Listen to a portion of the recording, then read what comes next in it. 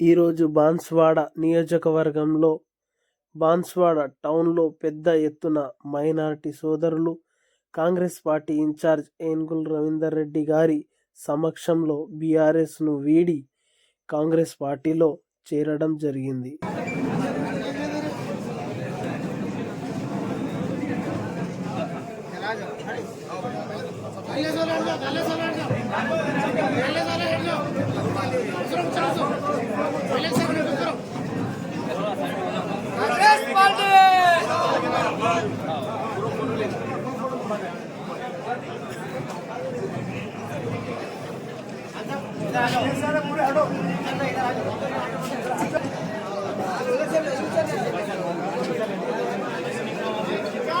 जल्दी निकल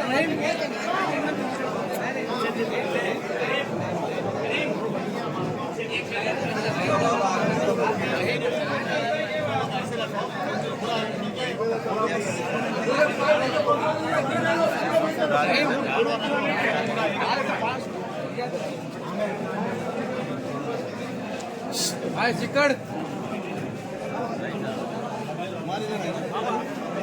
और फैज में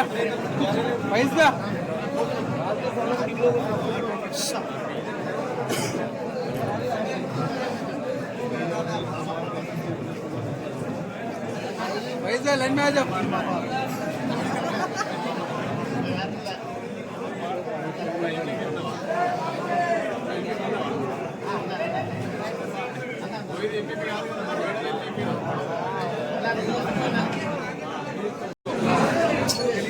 ఇస్లాంపురా నుండి వార్డ్ నంబర్ 3, 4 and 18 3 వార్డు నుంచి పెద్ద ఎత్తున బీఆర్ఎస్ పార్టీకి రాజీనామా చేసి మొన్న జరిగిన ఎన్నికల్లో వీరోచితంగా గత 25 సంవత్సరాల నుంచి పోచారం శ్రీనివాసరెడ్డి గారు వాళ్ళ ఫ్యామిలీ వెన్నంటి ఉండి తెలుగుదేశం ఉన్నా టీఆర్ఎస్ ఉన్నా బీఆర్ఎస్కి మారినాక కూడా వాళ్ళ వెన్న ఉండి గెలిపించి హిమ్మతిచ్చిన నాయకులు అవుతున్నారో 25 సంవత్సరాల మా బతుకులే మారలేదు.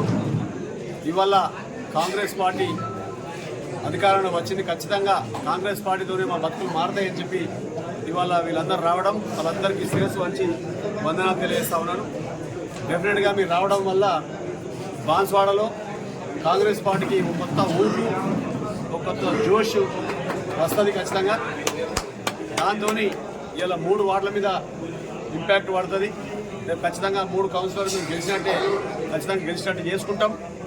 దీని ఇంపాక్ట్ మొత్తం మున్సిపాలిటీ మీద పడి కంప్లీట్గా ఒక్కొక్క వార్డు మేము కరెక్ట్ పనిచేసి ప్రజలకు ఏదైతే 6 గ్యారంటీలు ఇచ్చినామో ఆ గ్యారంటీలను ఈ ఉన్న కార్యకర్తలు ఎప్పుడైతే వచ్చిరో వాళ్ళ ద్వారా బ్రహ్మాండంగా వాళ్ళకి చేరేటట్టు చేసి ఇంకా ప్రజలలో మెప్పు పొందుకొని ఇంకా మంచిగా గెలిచి రేపు జరగబోయే ఎంపీ ఎన్నికల్లో కానీ అదేవిధంగా మున్సిపల్ ఎన్నికల్లో కానీ మా యొక్క ప్రతాపం చూపిస్తామని చెప్పి వీళ్ళకు రావడం జరిగింది. వాళ్ళకు నేను మనస్ఫూర్తిగా అభినందిస్తూ ఉన్నాను, స్వాగతం తెలియజేస్తూ ఉన్నాను. వారికి ఏ ఇబ్బంది వచ్చింది, ఎంఆర్ఓ ఆఫీస్ కానీ, ఆర్డీఓ ఆఫీస్ కానీ, పోలీస్ స్టేషన్ కానీ, హాస్పిటల్ కానీ, ఎక్కడ ఏ ఇబ్బంది వచ్చినా కానీ 100% నేను రాత్రి పగలు వాళ్ళ కన్ను రెప్పలా కాపాడుకుంటా అని చెప్పి ఈ సందర్భంగా తెలియజేసుకుంటూ వాళ్ళకు మంచికి చెడ్డకు